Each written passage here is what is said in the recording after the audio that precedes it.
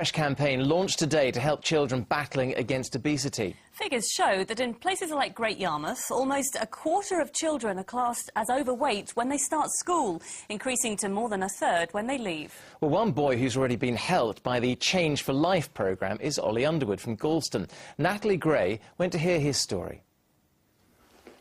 Ollie Underwood is only 9 and used to suffer cruel taunts from other children. He's the tallest boy in his class in Galston in Norfolk, and he used to be one of the heaviest. His parents knew they had to change their lifestyle when they found this heartbreaking drawing. I'm a loser, and everybody else is a winner except me. And there's a picture of you with a sad face, and there's all your friends with smiley faces. Yeah. Why did you do that, Ollie? Because I was so down in the dumps and I couldn't do anything they could do. That is such a sad picture, isn't it? Mm. That was really distressing, and I spoke to him about it and he just said, I'm really slow and nobody want me on their team and no one want to play with me because I'm too slow and I'm so fat, no one want to be with me. And that's it. That must have been heartbreaking for you. It was. Who can resist a sizzling sausage? Well, actually, it's all the old Ollie would eat, sometimes up to 8 a day. He ate sausages all of the time. Breakfast, dinner, tea, whenever. Whatever you offered, no, he wanted sausages. He just lived and died on sausages.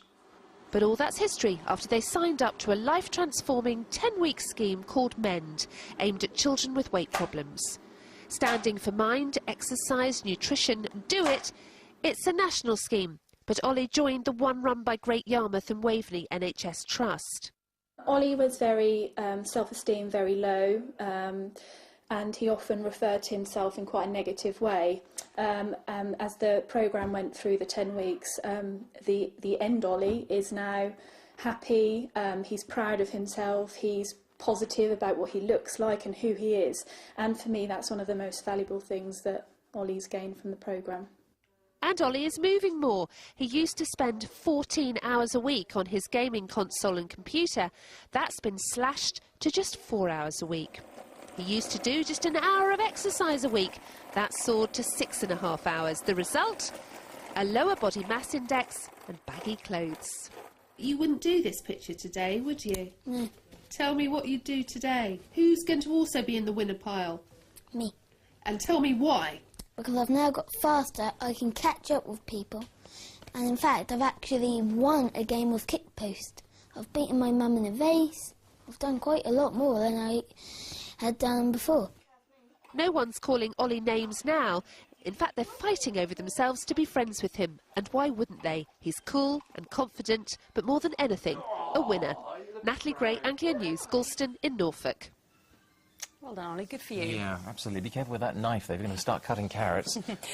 What do you think? Have we got a problem with obese children? Why didn't we have those problems in the old days? Well, do get in touch and tell us your thoughts. Yeah, email us, including your name and where you're from, to jonathanandbecky@itv.com. That's jonathanandbecky@itv.com.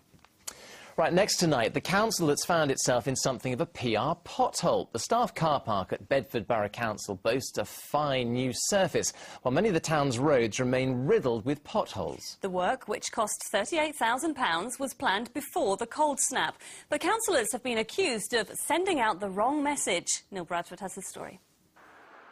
There's barely a single road or a single motorist that's managed to escape them. Potholes are everywhere. It's left the region's local authorities facing massive repair bills, some for work on their own doorstep, quite literally.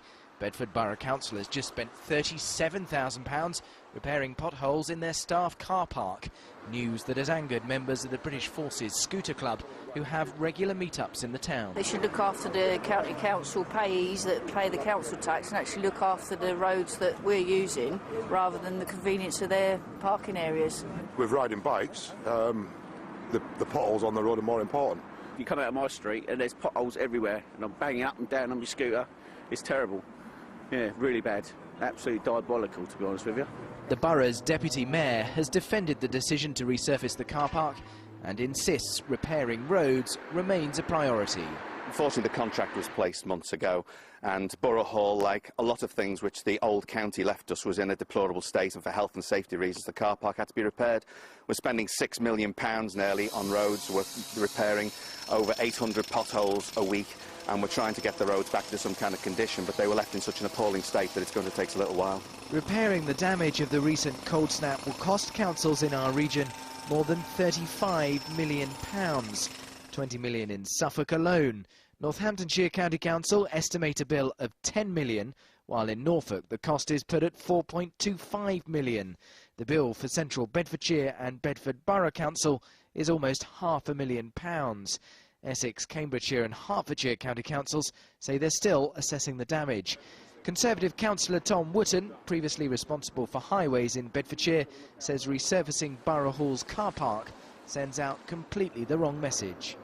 Well, this is a Lib Dem PR disaster. I mean, who on earth would do their own car park before they do the roads out in Bedford? And they've done such a proper job as well. They haven't just filled a bit. Where's the bloke with a paint can going around the holes? They have done a trunk road job on their own car park. Bedford Borough Council denies it's putting the interests of its own staff above those of residents. It insists it's doing all it can to repair potholes in the town. For the motorists, that can't come soon enough. Neil Bradford, Anglia News, Bedford.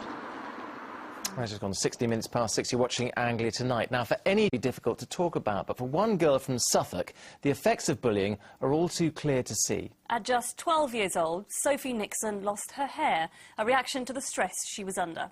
Well, now Sophie's taken the brave decision to talk publicly about her ordeal. Martin Stew takes up her story. 12-year-old Sophie Nixon is football mad, but her Trawler Girls hat isn't just a show of support for her beloved Lowestoft town, it's to hide her baldness. 6 months ago, her hair started to fall out because of a disease called alopecia.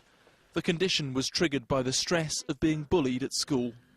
Really sad and unhappy because I really liked my hair because it was like down to the end of my spine. Her wig may hide her bald head, but it's tougher to cover up teenage insecurities.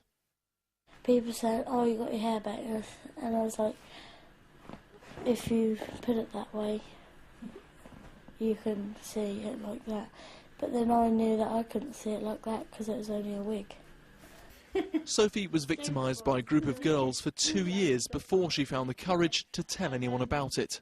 I felt that, I'd failed her really, that she couldn't come and talk to me. So the first time it really hit me was at my sister's little boy's christening, and she was crying, and her eyelashes had fallen out while she was crying, and that really hit home that, how poorly she was, and that I just couldn't do anything to help her but be there for her.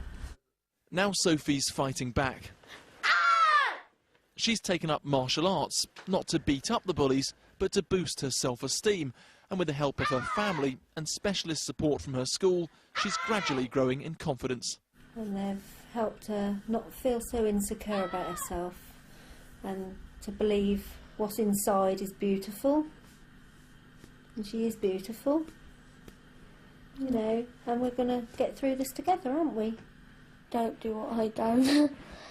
I just kept it inside and didn't want to tell anyone because I don't like to grass people up. Sophie's been overwhelmed with support from Lowestoft Town, who have invited her to be the next home game mascot. And even celebrity presenter Gail Porter, who famously lost her hair to alopecia, has been in contact.